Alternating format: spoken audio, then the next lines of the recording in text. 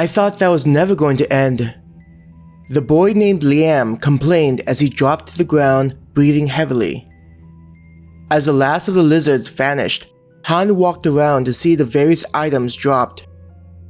Shaking his head, seeing items left behind after the enemy was defeated wasn't something he was used to, still thinking of the world he was in as a game. We managed to get a lot of coins. There's a couple of silvers left behind. Ruby happily began putting the coins inside the containers around her waist.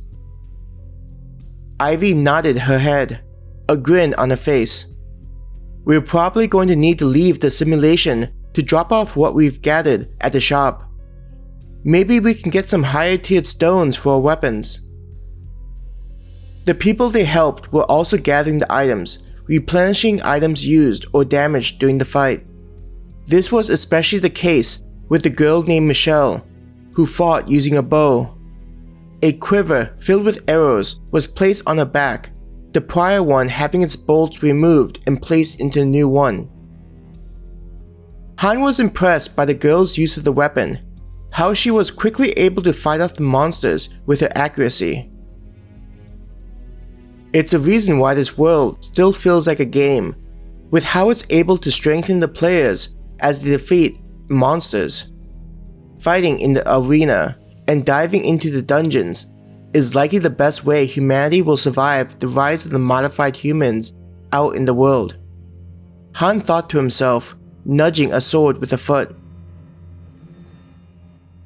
Do you mind passing that sword to me? Helen spoke up when she noticed the weapon. Turning his head towards the girl and looking back down at the weapon, Han bent over and picked it up. As he grabbed the hilt, he felt it had a decent amount of heft.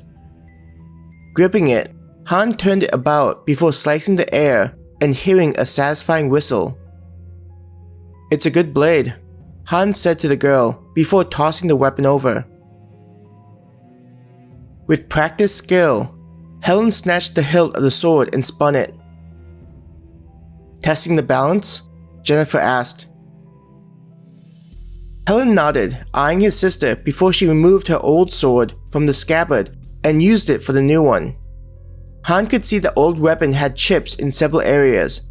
It looked ready to shatter. Grinning, I'm lucky to have found a new one before running into more monsters. I'd have likely been screwed. Helen sighed at the thought. One of the guys that fought off the monsters next to Liam walked up to Helen. We should hurry up and find out if Bella and the others are okay. Clenching her teeth before relaxing, Helen looked at Han and the others. Will you all be coming along? Looking at the woman, who still had some kind of suit similar to what Han and his group were wearing. Katya, what do you think? The woman named Katya was leaning against the wall, as though trying to conserve her energy. We're going to have to see whether that woman is okay.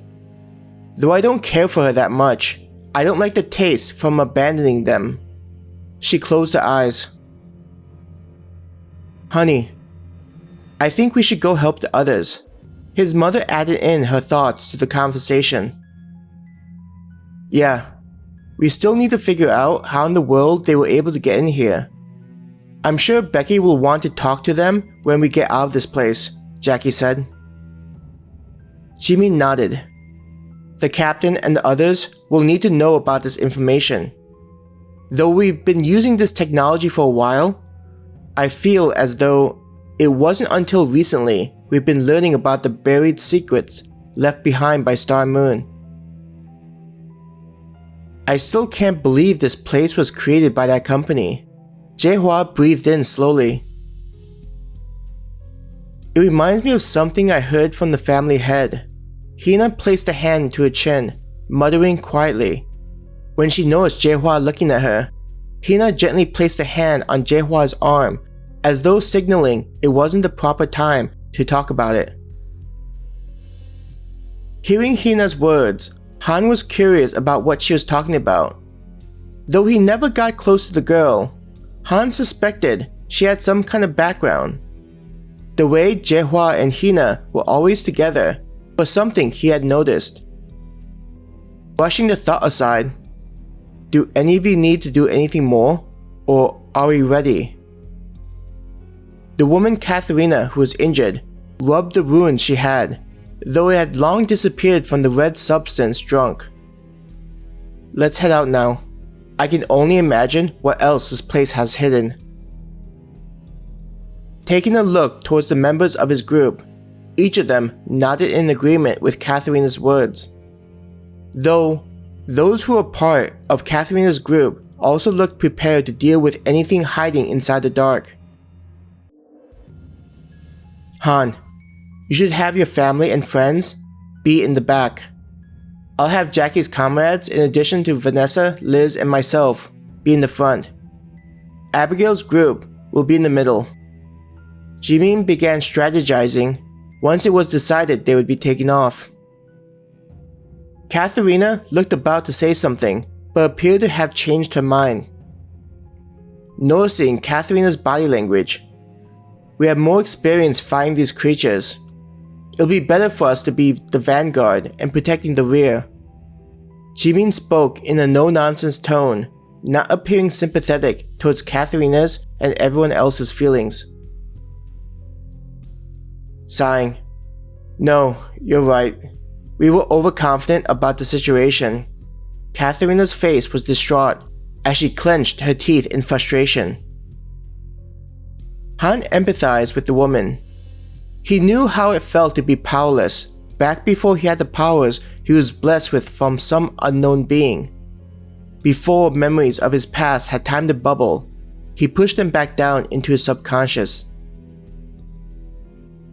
Seeing there weren't going to be any more comments about the plan she'd created, Jimin motioned to Vanessa and Liz. The three of them activated their helmets and began rushing ahead. Jackie looked at Han before her, and the others chased after Jimin. Katya, with her suit, had some kind of helmet similar to Han's group's suit activated. She chased after Jimin, maintaining the designated formation. There was only a half-second delay before Helen and her friends, including Abigail, followed after Katya. Han waited a bit before looking at everyone else remaining. Let's go.